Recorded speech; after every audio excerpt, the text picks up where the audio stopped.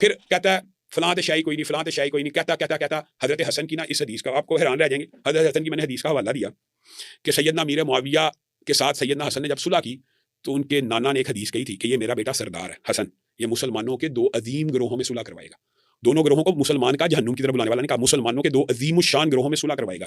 میں کہا حضرت حسن کو اس حدیث کا نہیں تھا پتا، یہ جو فیا باغیہ کی آپ کہتے ہیں جہنم کی طرف، تو اگر جہنم کی طرف بلانے والے تھے حضرت حسن نے ان سے صلح کیوں کی؟ آگے سے کہتا ہے اور یہ آن دی ریکارڈ آپ چیک کر لینا، میں ذمہ داری سے کہہ رہا ہوں، کہتا ہے رسول اللہ کی حدیث دے کہ حسن تے شاہی کوئی نہیں۔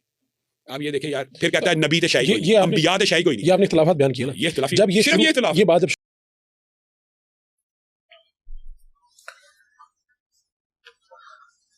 وہ وہابی مولانا کہتے ہیں کہ جی اس نے کہا ہے کہ نبی تے شاہی کوئی نہیں، والعیاذ باللہ تعالی، اور میں نہیں کیا، میں کیا میں نبی سا ہے ہی کوئی نہیں، تیرے بابے تے شاہی کوئی نہیں، میں کیا ہاں ہوں سمجھ لگی ہے؟ اچھا یہ بات کرنے کا مقصد کیا ہے ان کا؟ مقصد صرف یہ ہے کہ کوئی بریلوی میرے اوپر چڑھا دے، نہ بریلوی کی تو چنڈے سن، بریلوی تے اللہ دے فضل اپنے بزرگان دین نو چھوڑ کے تھے اٹیچ ہو چکے۔ آپ ریئل ٹائم ادھر ماشاءاللہ 200-250 لوگ موجود ہیں، مجھے بتائیں کتنے اس دعوت حق پہ آنے سے پہلے کسی زمانے میں بریلوی رہے ہیں؟ ذرا ہاتھ کھڑا کریں۔ ہاں جی اے جڑی بریلوی جنہوں میرے سے چڑھانا جے لو سامو، تو یہ تماشے چھوڑ دو، یہ بات ہی نہیں ہوئی۔ بلکہ اگلے دن مجھے کسی نے نا اے آئی کی نا ایک ویڈیو بھیجی، اے آئی سے وہ کوشچن ہوا کہ یہ جو نعرہ لگایا جاتا ہے کہ نبی کے جیسا ہے ہی کوئی نہیں، بابے تے شاہی کوئی نہیں، تو اس کا مقصد کیا ہے؟ تو ان کا اس کا مقصد کسی بابے کی توہین نہیں ہے، رسول اللہ کی شان کو بلند کرنا ہے کہ نبی علیہ السلام کے مقابلے پر کوئی بابا کوئی شے نہیں ہے۔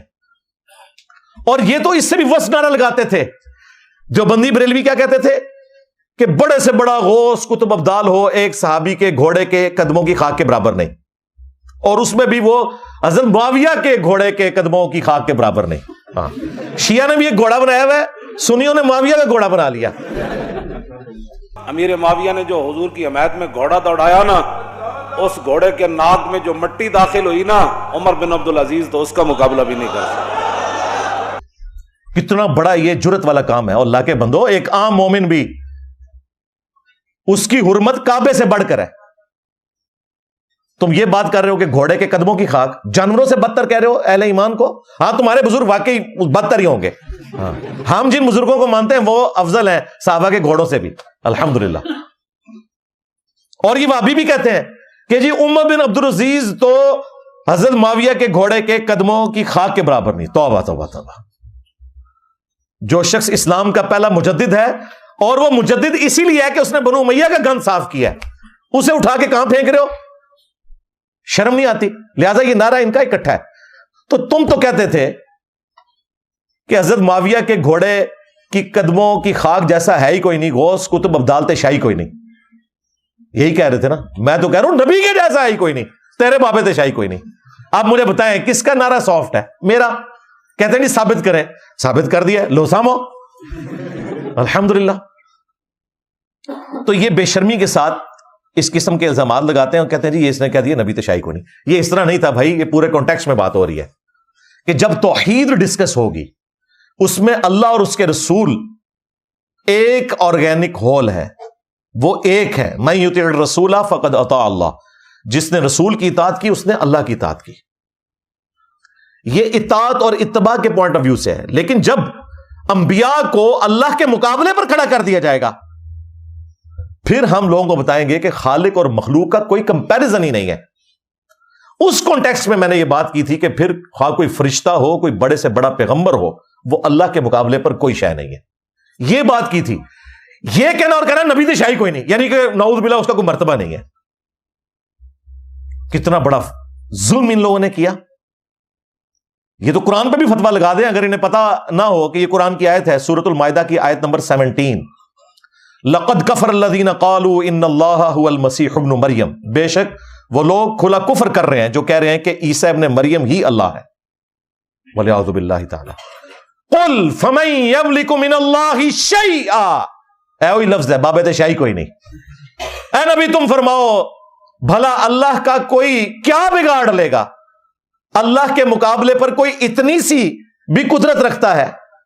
وہ شے کوئی نہیں۔ اگر اللہ ارادہ کرے، ان اراد، اگر اللہ تعالی ارادہ کرے، ان یہلک المسیح ابن مریم، کہ وہ ہلاک کر دے مسیح ابن مریم کو اور ان کی ماں کو اور جتنے زمین میں ہیں سب کو ہلاک کر دے، اللہ کا کوئی کیا بگاڑ لے گا؟ اب دیکھیں غصہ کرسچن پہ ہے اور فرنٹ پہ کون آ رہے ہیں؟ عیسیٰ ابن مریم۔ اللہ کا کوئی کیا بگاڑ لے گا اگر اللہ عیسیٰ کو موت دے دے، اس کی ماں کو اور جتنے ہیں سارے بابے فارغ، اور موت بھی نہیں ہلاک کا لفظ استعمال کیا۔ تو یہ اللہ تعالیٰ کیا بتانا چاہ رہا ہے کہ عیسیٰ ابن مریم اللہ کے مقابلے پر کوئی شے نہیں ہے۔ اللہ چاہے تو آنے واحد میں کروڑوں جیزس کرائسٹ پیدا کر دے، اس کے لیے کوئی مشکل ہے؟ وہ اس کی مخلوق ہے، وہ خالق ہے۔ اور سیم الفاظ نبی اسلام کے بارے میں بھی آئے، قل ارائیتم ان اہلکنی اللہ ومن معی او رحمنا فمن یجیر الکافرین من عذاب علیم، سورۃ الملک میں۔ اے نبی تم فرماؤ اگر اللہ مجھے ہلاک کر دے، میرے ساتھیوں کو ہلاک کر دے، ہم کسی الزام میں نہیں بیٹھے ہوئے ہیں کہ اگر ہم اللہ کی نافرمانی کریں گے تو ہم بچ جائیں گے، تو کافر جو ہیں کس امید کے اوپر ہیں؟ کافروں کو عذاب سے کون بچا سکتا ہے؟ یہ سمجھانے کے لیے بات ہوئی تھی، جس طرح سورۃ الانعام میں آیا، سورہ یونس میں آیا، سورہ زمر میں آیا، قل انی اخاف ان عصیت ربی عذاب یوم عظیم۔ اے نبی تم فرماؤ مجھے تو خود ڈر لگتا ہے اس بات سے کہ اگر میں نے بھی اپنے رب کی نافرمانی کی تو بڑے دن کا عذاب مجھے بھی آ پکڑے گا۔ یہ سمجھانے کے لیے تھا۔ یہ کہنا چھاڑ دو بھی عبد القادر پہ آ گیا جائے اور لے جاؤ دبو انہوں جا کے میرا نبی سا ہے ہی کوئی نہیں، تیرے بابے تھے شاید ہی کوئی نہیں۔ قرآن و حدیث نہ پڑھے ہوئے تھے عبد القادر پہ جاتا ہے، قرآن حدیث پڑھے ہوئے تھے ہوں چھاڑ دو بھی انجینئر پہ گیا جائے، پہ گیا تھوڑے بابے نو پہ گیا جائے، کھا گیا تھوڑے بابے نو، کھا گیا، ڈکار بھی نہیں اس لیا، کچا کھا گیا۔ کہانیاں بنائی ہوئی ہیں۔ الحمدللہ ہمارے اسٹوڈنٹس جو رسول اللہ کے ساتھ عقیدت رکھتے ہیں نا، تمہارے بزرگوں کو اس کا اگر کروڑواں حصہ بھی نصیب ہو جاتا نا تو شرک چھوڑ دیتے، اماموں کی اندھی تقلید چھوڑ دیتے۔ تم لوگوں کو کیا پتا، تمہیں بھی اگر عشق رسول کا سرٹیفکیٹ لینا تو یہاں سے لینا ہے۔ بابوں کے پجاریوں ہمیں بتا رہے ہو کہ ہم کہہ رہے ہیں کہ نبی تو چاہیے کوئی نہیں، نعوذ باللہ، بے شرمو۔ کسی نے ابن تیمیہ کو اپنا امام بنایا ہوا ہے، کسی نے ابو حنیفہ کو بنایا ہوا ہے، کسی نے مالک کو بنایا ہوا ہے، کسی نے احمد بن حنبل کو بنایا، رحمہم اللہ اجمعین، اللہ سے اجر پائیں گے، ان ہستیوں کا کوئی قصور نہیں ہے۔ مجھے بتائیں جب ہم کرسچنز کو سمجھانے کے لیے قرآن کی اتنی سخت آیات پڑھتے ہیں کہ حضرت عیسیٰ علیہ السلام کے بارے میں اللہ تعالیٰ کہہ رہا ہے کہ اگر اللہ اس کو ہلاک کر دے، اس کی ماں کو اور تمام لوگوں کو، اللہ کا کوئی کیا بگاڑ لے گا؟ کیا ایک لمحے کے لیے بھی ہم حضرت عیسیٰ علیہ السلام کے بارے میں دل میں کوئی نفرت لے کے آتے ہیں؟ نہیں، ہمیں پتہ ہے توحید اسٹیبلش ہو رہی ہے۔ جب قرآن میں آتا ہے کہ عیسیٰ اور ان کی ماں دونوں کھانا کھایا کرتے تھے، یعنی وہ کھانے کے محتاج تھے، اللہ کھانے کا محتاج نہیں ہے۔ ایسے کو پوچھ رہے ہو جو نہ تمہارے نقصان کا مالک ہے نہ نفع کا۔ اور من دون اللہ بھی کہا سا، افتعبدون من دون اللہ، کہتے نہیں ہم تو پیغمبروں کی یا بزرگوں کی عبادت نہیں کرتے۔ ہم نے کیا کہا تھا؟ آگے چل، آگے لکھا ہے نہ تمہارے نقصان کے مالک ہے نہ نفع کے۔ عبادت کرو یا نہ کرو، جس کو اپنے نفع و نقصان کا مالک تم نے سمجھا اور تم نے کہا کہ اگر 11ویں پر دودھ نہ دیا، لاہور علی اجویری صاحب کے مزار پہ تو بھینسوں کے دودھ خشک ہو جائیں گے اور تہاڈی ساری مجھاں رل کے انہاں دودھ نہیں دینیاں جتنی آسٹریلین گاواں دینیاں جے۔ کوئی اجمیری گاں بھی ہے؟ ہاں دسو، ہاں کوئی بغدادی گاں بھی ہے جے؟ جمال الدین بغدادی تے ہے بھی تقریباً وہی کچھ ہی ہے، لیکن گاں ہے کوئی ہجویری گاں ہے؟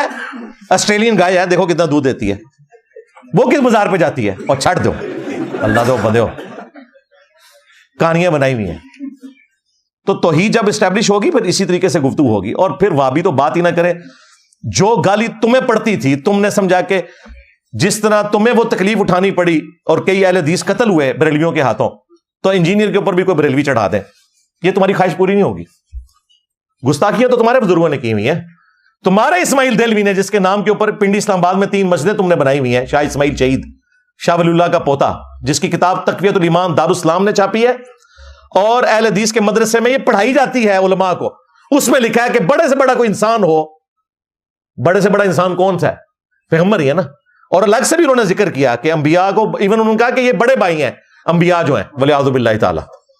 بڑے سے بڑا انسان یا مقرب فرشتہ ہو، وہ اللہ کے سامنے چمار سے زیادہ ذلیل ہے، استغفر اللہ۔ یعنی جس طرح یہ صفائی کرنے والے لوگ ہیں، ہیومن ڈگنیٹی میں تو ہمارے برابر ہیں، لیکن انہوں نے کہا کہ ان سے زیادہ ذلیل ہیں اللہ کے سامنے، ولیعوذ باللہ تعالی۔ ہمیں کہہ رہے ہو تمہارے بڑوں نے یہ ساری بکواس یاد لکھی ہوئی ہے، اور تمہارے جو بڑے اسماعیل دہلوی کے پیر تھے نا، سید احمد، جسے سید احمد بریلوی بھی کہتے ہیں، وہ بریلوی فرقے کا نہیں تھا، وہ بریلی کا رہنے والا تھا، جو بالا کوٹ میں مارا گیا تھا۔ اس کی کتاب صراط مستقیم میں، جو دیوبندی اور اہل حدیث دونوں پرنٹ کر رہے ہیں، اس نے لکھا ہے کہ نماز میں اگر ولیعوذ باللہ تعالی رسول اللہ کا خیال آ جائے، اس سے بہتر ہے کہ کوئی شخص اپنے گدھے یا بیل کے خیال میں ڈوب جائے۔ اور یہ ہمیں کہہ رہے ہیں، انجینئر صاحب کہتے ہیں نبی تے شاہی کوئی نہیں، ولیعوذ باللہ تعالی، اور تم لوگ یہ بکواس لکھ کے گئے ہوئے ہو، ہمیں کہتے ہو۔ تمہارے بزرگ تو یہ کہتے ہیں کہ اپنے گدھے اور بیل کے خیال میں ڈوب جاؤ نا، تو یہ بڑا جرم نہیں ہے۔ نبی کا خیال آنا نعوذ باللہ نماز کے اندر، پھر وہ آگے اس کی تعویل کرتے ہیں کہ جی دیکھیں وہ نبی کا خیال تعظیم کی وجہ سے آئے گا، تو تعظیم میں پھر توحید کے ساتھ ٹکرائے گا۔ یار یہ کون سی شیطانی توحید تم پیش کر رہے ہو؟ نبی کے خیال کے بغیر تو نماز ہی مکمل نہیں ہے۔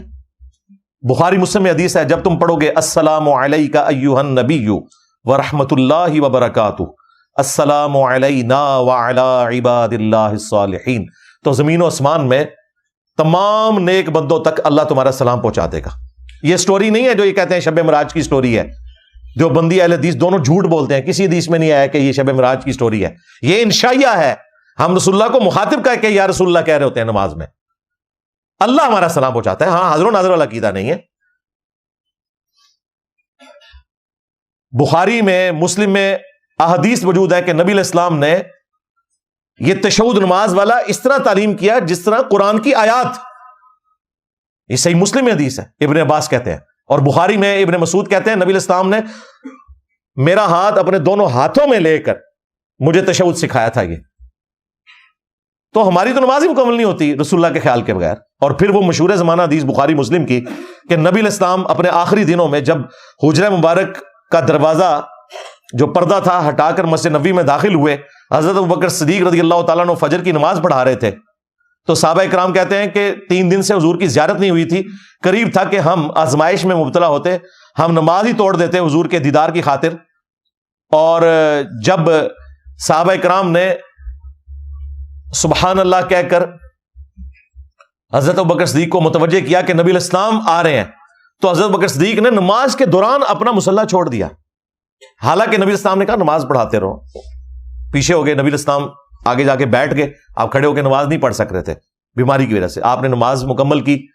اور پھر آپ صلی اللہ علیہ وآلہ وسلم نے حضرت ابوبکر سے کہا کہ جب میں نے تمہیں کہا تھا کہ نماز مکمل کرو، تو حضرت ابوبکر کے الفاظ ہیں، ابو قحافہ کے بیٹے کی کیا مجال کہ اللہ کے رسول تشریف لے آئے اور وہ اپنے مصلی پر کھڑا رہے۔ تو کیا حضرت ابوبکر صدیق کو نبی علیہ السلام کا خیال نہیں آیا ہوا تھا؟ سارے صحابہ کو خیال نہیں آیا ہوا تھا؟ اور وہابیوں یہ تمہارے اوپر ادھار ہے، دیوبندیوں اور اہل حدیثوں، کہ تمہارے ابے نے یہ بات کیوں لکھی کہ اپنے گدھے اور بیل کے خیال میں ڈوب جاؤ؟ اس سے بڑا جرم جو ہے رسول اللہ کا خیال آنا ہے۔ اسی لیے تمہارے اوپر اللہ تعالیٰ نے اتنی بڑی بلا چھوڑی ہے۔ کہتے ہیں جی اتنا بڑا فتنہ انسانی تاریخ میں نہیں آیا، میرا نبی سا ہے ہی کوئی نہیں، تیرے سارے بابے تھے، شاہی کوئی نہیں، بلکہ شاہی کوئی نہیں، مر گئے جب دبو انہوں جا کے بو پہ گی جے لاشیں چنا دی۔ ہمیں بات کرتے ہو، جھوٹ بولتے ہو، وہ جرم جو خود کر رہے ہو اس کا الزام ہمارے اوپر لگاتے ہو تاکہ اپنے جرم کو چھپاؤ۔ ہم نے کوئی ایسی بات نہیں کی ہے، خدا کے لیے اللہ سے ڈر جاؤ۔ اور میں اپنے اسٹوڈنٹس سے بھی کہوں گا کہ یہ آپ لوگ جو کٹے ہوئے کلپ دیکھتے ہیں نا، صرف اس بندے سے کہیں گے پوری ویڈیو بھیج دو اور وہ نہ بھیجے، اور ایسا ہی ہوتا ہے، تو سمجھ لیں کہ یہ ساری شرارت ان لوگوں نے کی ہے۔ ابھی تو میں ڈر رہا ہوں کہ اے آئی کے تھرو تو آپ کسی کے بارے میں کوئی بھی بات بنا سکتے ہیں، عام بیچارے بولے لوگ تو سمجھ نہیں سکتے کہ یہ اے آئی جنریٹڈ ویڈیو ہے یا اوریجنل ویڈیو ہے۔ اسی لیے میں ریکمینڈ کروں گا کہ ہمارے آفیشیل پیج کے اوپر جو ویڈیو اپلوڈ ہوتی ہے نا، اس کو آپ فائنل مانا کریں۔ اگر کسی اور پیج سے کوئی کاٹ کے کلپ اپلوڈ کرتا ہے آؤٹ آف کانٹیکسٹ تو وہ حجت نہیں ہوگا۔ اور ہمارے اسٹوڈنٹس ایسے کرتے بھی نہیں، جتنے بھی ہمارے اسٹوڈنٹ کے چینلز ہیں خود چلا رہے ہیں وہ ماشاءاللہ پورے کانٹیکسٹ کے ساتھ ویڈیو اپلوڈ کرتے ہیں، اور انہیں پتا ہوتا ہے کہ یہ بات اس طریقے سے نہیں، اس طریقے سے ہوگی۔ پھر مزاج بھی پتا ہے نا کہ میرے مزاج میں یہ بات بیٹھتی ہے کہ میں اس طریقے سے گفتگو کروں گا۔ الحمدللہ ہماری توحید بالکل واضح ہے، شان رسالت کے حوالے سے ہمارا موقف بالکل واضح ہے. میں اپنے استاد کی بات یہاں پر کوٹ کروں گا، مولانا اسحاق صاحب رحمہ اللہ کی. وہ اپنے سٹائل میں کہتے تھے کہ وہی جدو توحید بیان کریں گے تو آٹومیٹکلی گستاخی تے ہو جائے گی نا. پھر تے کہاں گے کہ نبی نو علم غیب نہیں ہے، مگر جو اللہ انہوں نے دستا ہے اتنا علم غیب ہوتا ہے. یعنی تمہارے ذم میں آٹومیٹکلی گستاخی ہو جائے گی. ہوگی نہیں وہ گستاخی، آٹومیٹکلی ہو جائے گی. ظاہر ہے کہ توحید بیان کرتے ہوئے پھر آپ کو یہ کہنا پڑے گا کہ خالق اور مخلوق کا فرق ہے. انہوں نے تو منی گاڈ بنایا ہوا ہے پیغمبروں کو، اور اپنے بابوں کو منی رسول بنایا ہوا ہے، تو پھر ہمیں اسے کنڈیم کرنا پڑے گا. ہمیں کرسچنز کو یہ کہنا پڑے گا کہ عیسیٰ ابن مریم جو ہے وہ انسان تھے، وہ روٹی کھانے کے محتاج تھے. اگر اللہ ارادہ کرے کہ عیسیٰ اور ان کی ماں اور سب لوگوں کو ہلاک کر دے، سورۃ المائدہ آیت نمبر 17 یہ ہمیں پیش کرنی پڑے گی. آگے سے وہ کہ آپ عیسیٰ ابن مریم کی توہین کر رہے ہیں. توہین نہیں کر رہے بھائی، توحید اسٹیبلش کر رہے ہیں. اور تمہارے ذم میں آٹومیٹکلی گستاخی ہو ہی جائے گی.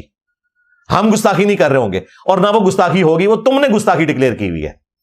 چشتی رسول اللہ پارٹی، ہاں تھانوی رسول اللہ پارٹی، اور اہل حدیث بھی چشتی رسول اللہ تھانوی رسول اللہ پارٹی ہو چکے ہیں، کیونکہ ایک تصویر میں پروئے گئے. ہاں ہمارے مطالبات آپ کے سامنے ہیں. ہم آپ کو بارہا یہ کہہ چکے ہیں کہ اہل حدیث دیوبندی اور بریلوی اتحاد ایک تسبیح کی طرح ہو چکا ہے، ایک قوت اور طاقت بن چکا ہے.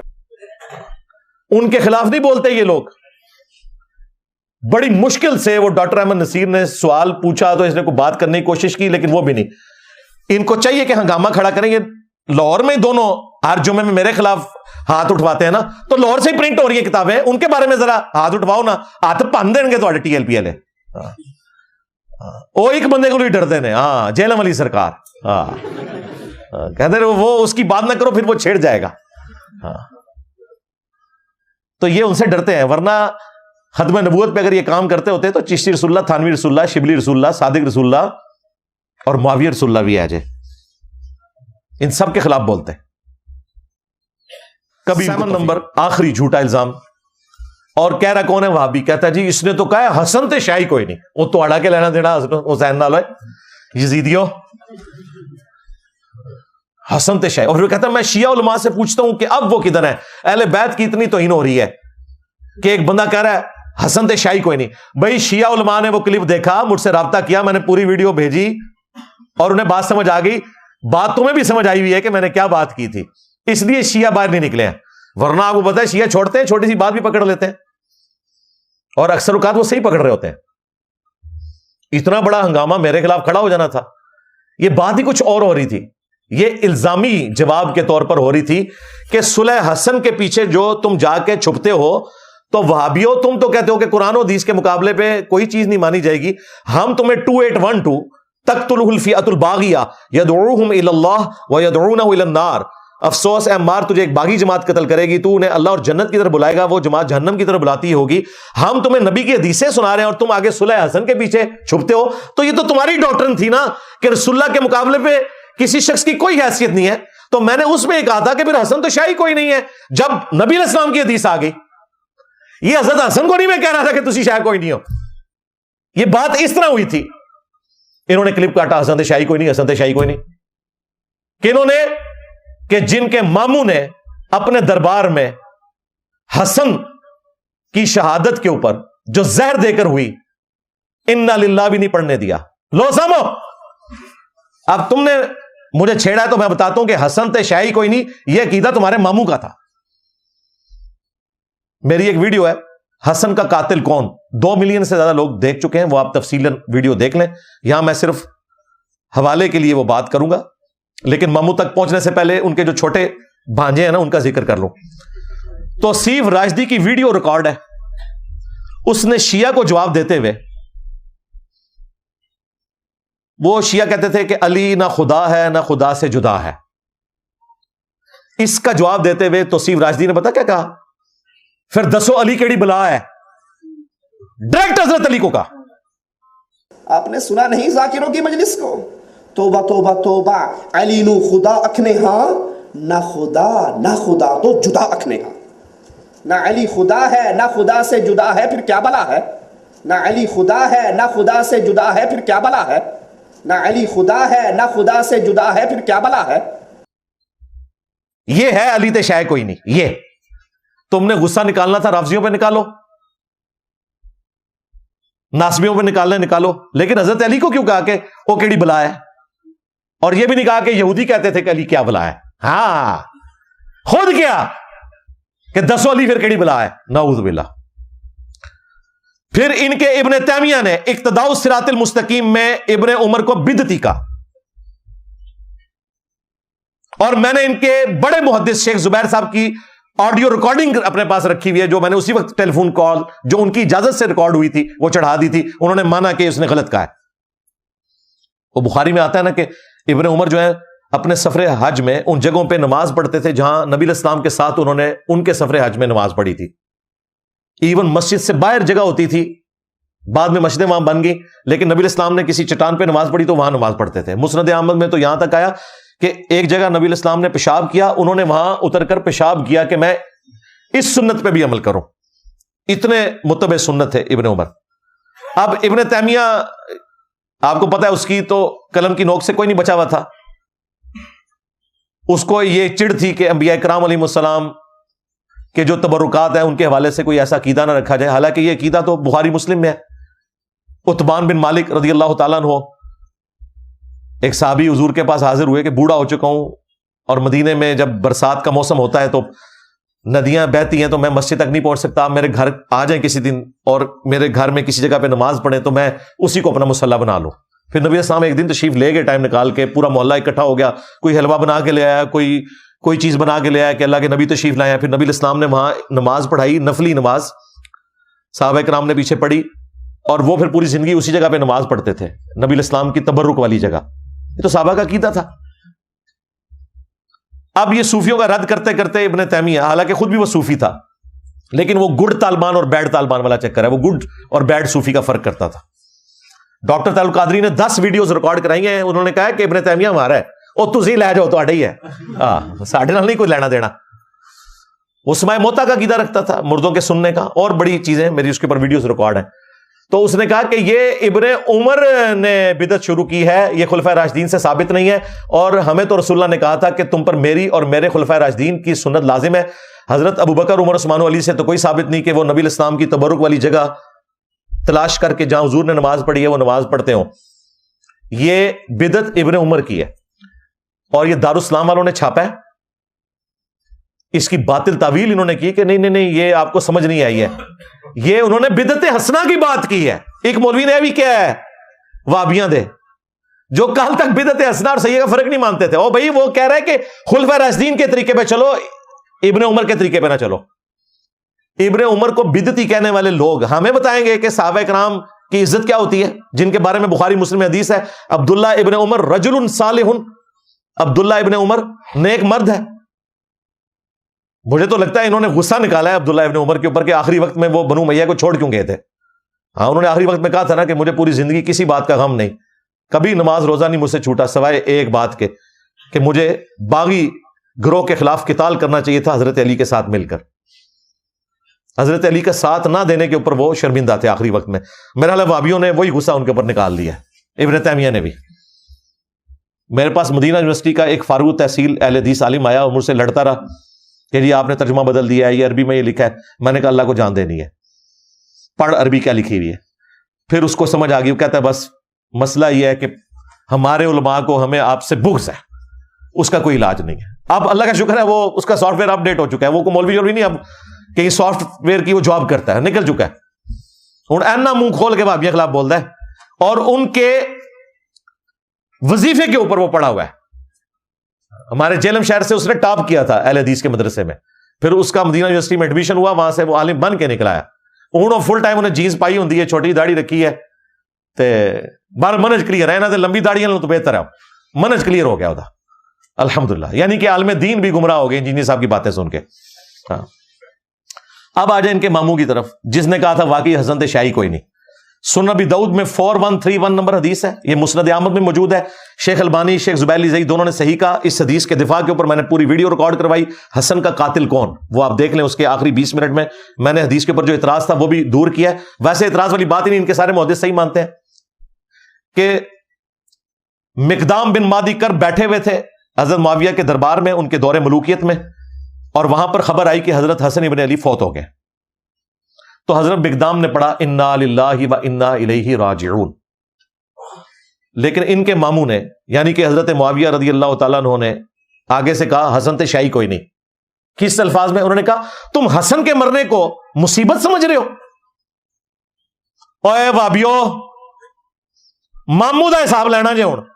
تسی منو کہہ رہے ہو نا حسن تے شاہی کوئی نہیں, تواڈے ماموں نے کیا ہویا؟ امام ابو داؤد نے لکھا رجل قال رجل, امام عامر نمبر نے لکھا قال معاویہ. امام ابو داؤد نے وہ نام چھپا لیا کہ ایک مرد نے کہا. اور پھر وہاں ان کا چمچا بیٹھا تھا, وہ ایک ہاتھ آگے گیا بلکہ 10 ہاتھ آگے. ان کا حسن تو ایک آگ کا انگارہ تھا جسے اللہ نے بجھا دیا. ولیعوذ باللہ. آگ کا انگارہ کیوں تھا؟ صلح حسن ہوئی بھی تھی. جو کہتے ہیں صلح حسن کی شرائط دکھاؤ, صلح ہوتی ہی اس وقت ہے جب شرائط طے ہوں, اس کے بغیر صلح نہیں ہوتی. آگ کا انگارہ کیوں تھا؟ کیونکہ کمٹمنٹ کی ہوئی تھی ان کے ساتھ کہ حضرت معاویہ کی وفات کے بعد انہوں نے خلیفہ بننا ہے یا امت کو شورا پہ چھوڑنا ہے, اور کمٹمنٹ کی دھجیاں بکھیری جا رہی تھی. ان کا شکر ہے مر گیا, جان چھوٹ گئی نعوذ باللہ. حضرت مقدام کو اتنا غصہ آیا, انہوں نے کہا معاویہ تیری ان باتوں سے مجھے بہت تکلیف ہوئی ہے, میں اس وقت تک نہیں اٹھوں گا یہاں سے جب تک کہ تجھے غصہ نہ دلاؤں. اگر میں جھوٹ بولوں تو مجھے ٹوک دینا, اور اگر میں سچ کہوں تو میری بات کی تصدیق کرنا. مجھے بتاؤ کیا رسول اللہ صلی اللہ علیہ وآلہ وسلم نے درندوں کی کھالیں استعمال کرنے سے منع نہیں فرمایا کہ یہ تکبر کی علامت ہے؟ چیتے اور شیر کی کھال, ان کا بالکل ایسا ہی تھا. کیا رسول اللہ صلی اللہ علیہ وآلہ وسلم نے مردوں کو ریشم پہننے سے منع نہیں کیا؟ ایسا ہی تھا. کیا نبی علیہ السلام نے سونے چاندی کے برتنوں کو استعمال کرنے سے منع نہیں فرمایا؟ حضرت معاویہ نے کہا ایسا ہی تھا. تو ان کا معاویہ یہ تینوں کام تیرے گھر میں ہوتے ہیں. اب اس بات کا جواب تو یہ تھا کہ میں رجوع کرتا ہوں. ان کا مجھے پتا تھا مقدام میں باتوں میں تم سے نہیں جیت سکتا. پھر انہوں نے کہا کہ مقدام کو اتنا مال دے دو. حضرت مقدام کو جو گفٹ دیا انہوں نے ادھر ہی درباریوں میں تقسیم کر دیا, 1 روپیہ بھی اپنے پاس نہیں رکھا. بعد میں جب حضرت معاویہ نے پوچھا نا تو ان کا انہوں نے ادھر ہی تقسیم کر دیا. تو ان کا مقدام جیسا تو پھر کوئی نہیں ہے. مندے احسن جے اے بھی مندے جے, حضرت علی جیسا کوئی نہیں, بنو امیہ شاہی کوئی نہیں, لیکن کرتے وہی ہیں چاکری, کیونکہ بچڑے کی محبت پلا دی گئی ہے انہیں. یہ اللہ کی طرف سے ہے ان کے اوپر. تو اس حدیث میں انا للہ و انا الیہ راجعون نہ پڑھنے دینا حسن کی وفات کے اوپر. اور وہاں مقدام بن مادی کرب نے ایک جملہ اور بولا کہ میں حسن کی موت کو مصیبت کیوں نہ شمار کروں معاویہ, میں نے خود دیکھا نبی علیہ السلام زانوں پر ایک طرف حسن کو بٹھاتے تھے, دوسری طرف حسین کو, اور کہتے تھے کہ حسن مجھ سے ہے, حسین علی سے ہے, اور تو مجھے کہہ رہا ہے کہ میں حسن کی وفات کو مصیبت میں شمار کروں. اور زہر دے کے مارا ہے, مصنف ابن ابی شیبہ میں موجود ہے, زہر دے کے مارا گیا. ظاہر ہے انہوں نے دیا ہے, جو بینیفیشری ہے اس پورے سسٹم کے. وہ آپ میری ویڈیو دیکھ لیں, حسن کا قاتل کون. اچھا اب یہ باتیں کریں, وہ کہتے ہیں جی پھر آپ حضرت معاویہ کی حدیثیں کیوں لیتے ہو؟ اے نقل آخری پانا جائے وہ بھی ختم ہے. یہ جو حدیث ہے نا ابو داؤد کی 4131, اس سے 2 حدیثیں پہلے 4129 میں امام ابو داؤد نے بتا دیا کہ ہم حدیثیں حضرت معاویہ کی کیوں لیتے ہیں, کیونکہ انہیں پتا تھا 2 حدیثوں بعد تو میں اتنا بڑا بم پھاڑنے لگاؤں. تو انہوں نے 2 حدیثیں پہلے ہی لکھ دی تھا کہ بھئی حدیثاں اس لیے لیتے ہیں, اصحابۃ کلھم عدول, جس کو یہ پیش کرتے ہیں, یہ نہ کوئی آیت ہے نہ کوئی حدیث ہے, ایک سلوگن ہے. جیسے ہم کہتے ہیں بابت شاہی کوئی نہیں نبی کے مقابلے کے اوپر, نبی کے جیسا ہے ہی کوئی نہیں, بابت شاہی کوئی نہیں, اس طرح ایک سلوگن ہے الصحابۃ کلھم عدول. صحابہ حدیث قبول کرنے کے اعتبار سے سارے کے سارے عدول ہیں. انہوں نے نبی اسلام پہ کبھی جھوٹ نہیں باندھا. اور یہ ممکن ہے, ہمارے کئی مسلمان ہیں نماز زندگی میں ایک نہیں پڑھی, لیکن کبھی زندگی میں خنزیر کا گوشت بھی نہیں کھایا اور شراب بھی نہیں پی, نماز ایک نہیں پڑھی. اسی طریقے سے صحابہ اکرام میں ایسے لوگ تھے جن سے غلطیاں ہوئیں, لیکن ایک گناہ ایسا ہے جو کسی صحابی نے نہیں کیا. اللہ تعالیٰ نے غیبی مدد فرمائی, اس دین کی حفاظت صحابہ اور اہل بیت کے ذریعے ہونی تھی, کیونکہ نبی علیہ السلام نے یہ گناہ ہونا, اس کی انٹینسٹی اتنی کوٹ کوٹ کے ان میں بھری تھی. بخاری مسلم میں مولا علی سے یہ حدیث ہے, دیکھنا میری طرف کوئی جھوٹی حدیث منسوب نہ کرنا ورنہ اپنا مقام جہنم میں دیکھ لو. صحابہ کو پتا تھا کہ اگر ہم نے کوئی جھوٹی حدیث بیان کی تو ہم فارغ ہو جائیں گے. یہ کام کسی صحابی سے نہیں ہوا, بدکاری بھی ہو گئی, حضرت علی کے خلاف کھڑے بھی ہو گئے, لیکن نبی علیہ السلام پہ جھوٹ نہیں باندھا. حضرت معاویہ نے بھی کوئی حدیث عمار کے مقابلے پر کوئی حدیث نہیں بنائی ہے حضرت علی کو نیچا کرنے کے لیے. اس گناہ سے اللہ نے انہیں محفوظ رکھا. دین کی حفاظت ہونی تھی. تو امام ابو داؤد نے 2 حدیثیں پہلے لکھا, یہی والی حدیث کے نبی علیہ السلام نے درندوں کی کھال پہننے سے منع فرمایا, اس کا ایک طریق لے کے, اور ساتھ ابن سیرین تابعی کا قول جو 70 صحابہ کی صحبت کر چکے تھے, 110 ہجری میں فوت ہوئے. ابن سیرین نے کہا وَقَانَ مُعَاوِيَةَ لَا يُتَّهَمُ فِي حَدِيثِ رسول اللہ, اور جہاں تک رسول اللہ کی حدیث کا تعلق ہے, معاویہ کے اوپر کوئی تہمت نہیں کہ کبھی انہوں نے حدیث گھڑی ہو. یعنی باقی معاملات میں مسئلہ ہے, حدیث نہیں انہوں نے گھڑی. یہ بات کبھی کسی تابعی نے حضرت ابو بکر کے بارے میں کیوں نہیں کی کہ جہاں تک حدیث کا معاملہ ہے تو حضرت ابو بکر پہ کوئی تہمت نہیں کہ انہوں نے کبھی حدیث گھڑی ہو. ایک ہی بندے کو ٹارگٹ کیوں کیا محدثین نے؟ انہیں پتا تھا کہ 2 حدیثیں بعد میں وہ حدیث لے کے آ رہا ہوں کہ ان کے ماموں کہہ رہا ہے کہ حسن تو شاہی کوئی نہیں, اس کے مرنے کو تم مصیبت سمجھتے ہو, اور ان کا چیلا کہہ رہا ہے کہ حسن تو آگ کا انگارہ تھا, اسے اللہ نے بجھا دیا, ولیعوذ باللہ تعالی. تو یہ مسئلہ بھی میں نے ساتھ الحمدللہ اس حوالے سے کلیئر کر دیا. آخری چیز ہے یہ جو میں ڈسکس کر رہا ہوں اس حوالے سے, کہ صحیح بخاری میں حدیث ہے جو یہ اکثر پیش کرتے ہیں کہ نبی علیہ السلام نے کہا کہ یہ میرا بیٹا حسن سید ہے, اللہ تعالیٰ اس کی وجہ سے مسلمانوں کے 2 گروہوں میں صلح کروا دے گا. اور وہ یہ ساتھ پڑھ رہا ہوتا ہے, کہتا ہے 2 عظیم گروہوں میں, جس طرح فیہ باغیہ کا ترجمہ نہیں نے کیا باغی جماعت, یہاں عظیم عربی والا, اور اس سے مراد وہ عظمت والا کہہ رہے ہوتے ہیں. باغی اور جہنم کی طرف بلانے والی جماعت عظمت والی کیسے ہوگی؟ ورنہ قرآن میں جو یہ آیت ہے وَلَهُمْ عَذَابٌ عَظِيمٌ, ان کے لیے بہت عظمت والا عذاب ہے. ہاں وہابی نہیں ترجمہ کرنا سی, بہت بڑا, مسلمانوں کے 2 بڑے گروہوں میں صلح کروائے گا. عظمت والے نہیں, عظمت والی حضرت علی کی جماعت ہے. اور پھر دوسرا جھوٹ کہ حسن صلح پسند تھا اور علی جنگ چاہتے تھے.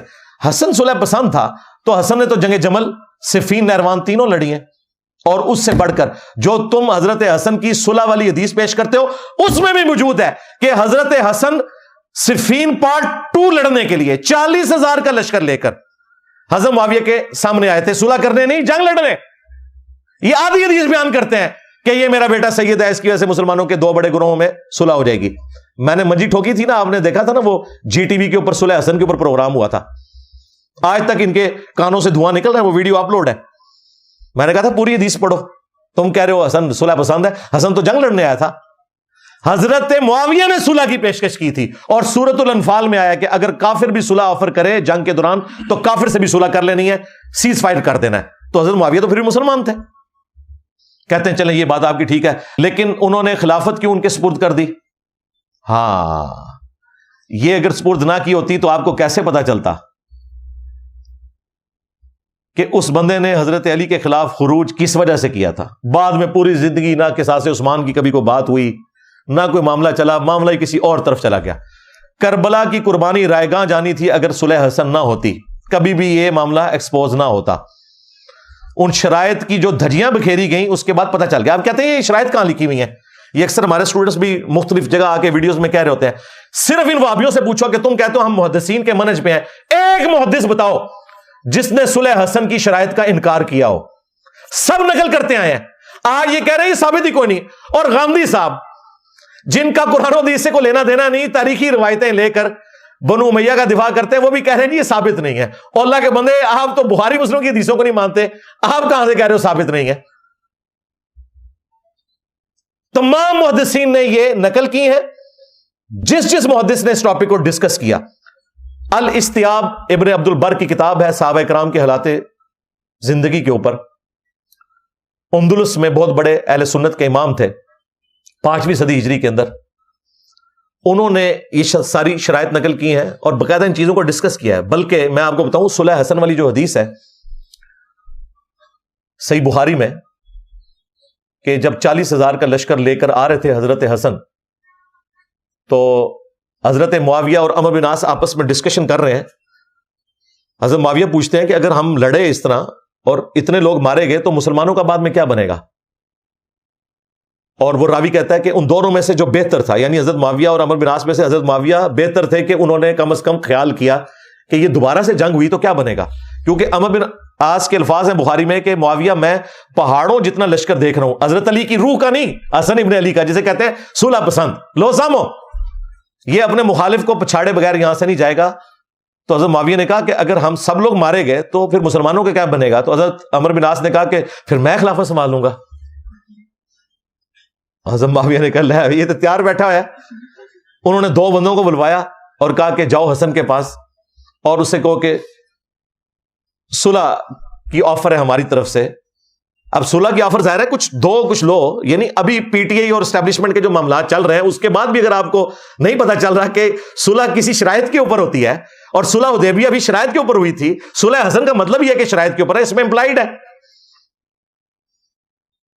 اسی حدیث کا ایک طریق المستدرک للحاکم میں موجود ہے اسی سند کے اوپر 4808، یہی حدیث ہے سیم. اس کے اینڈ پہ آتا ہے کہ پھر حضرت حسن نے کچھ شرائط کے اوپر صلح کر لی حضرت معاویہ کے ساتھ. لو سامو، یہ کہتے تھے شرائط کا لفظ دکھائیں، یہ موجود ہے المستدرک للحاکم میں، بخاری کی حدیث ہے،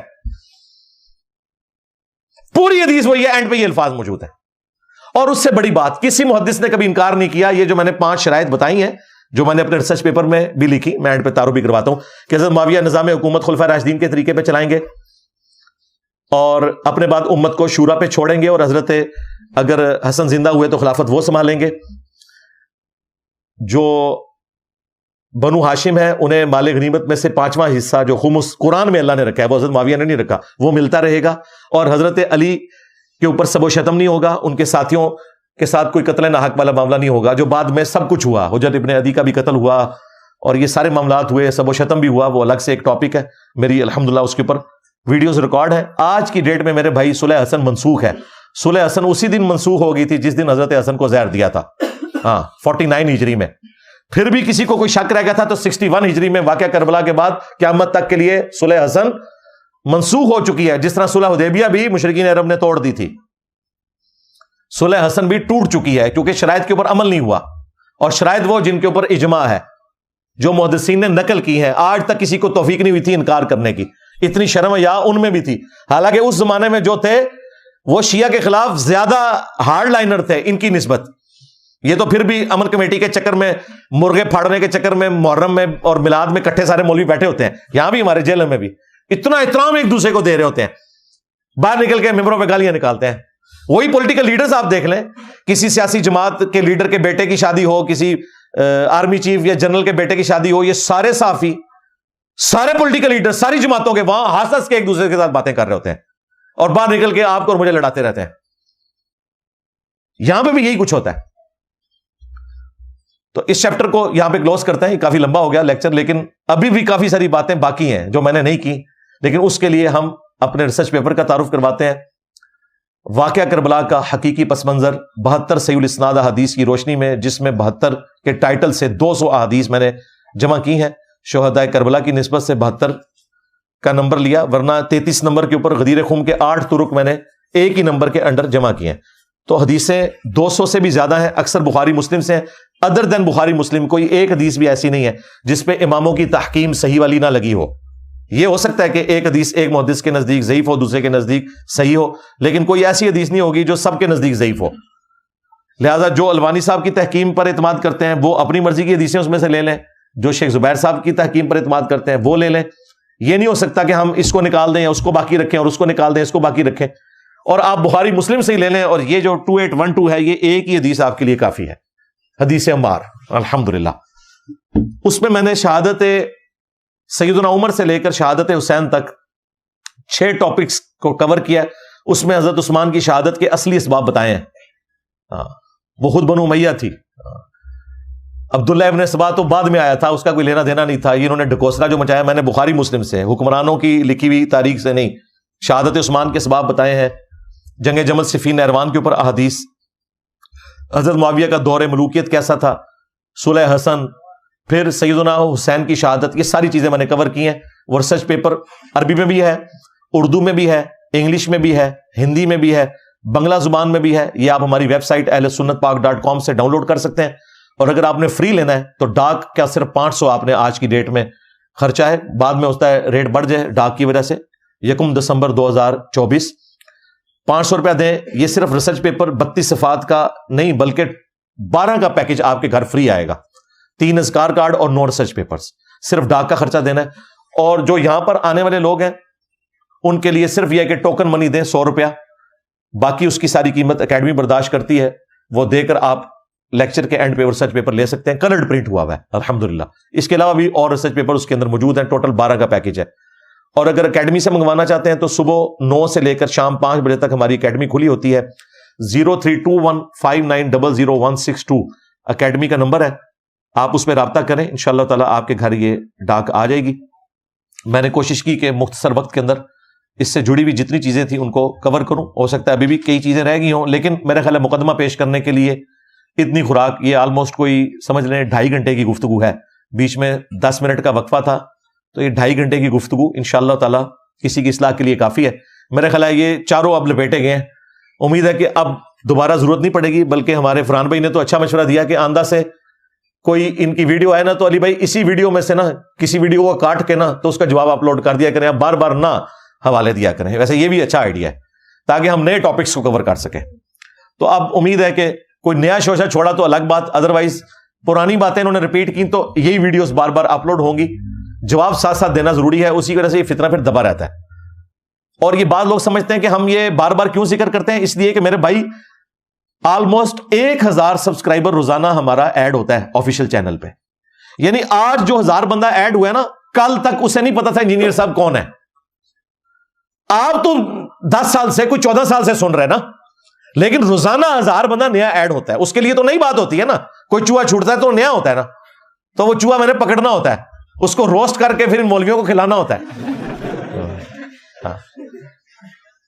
اب یہ وہ مچھ والی سرکار جو ہے بگوڑے شاہ, اب جب اس نے ایک چوہا چھوڑا تھا تو میں نے اسے روسٹ کر کے کھلانا تھا نا.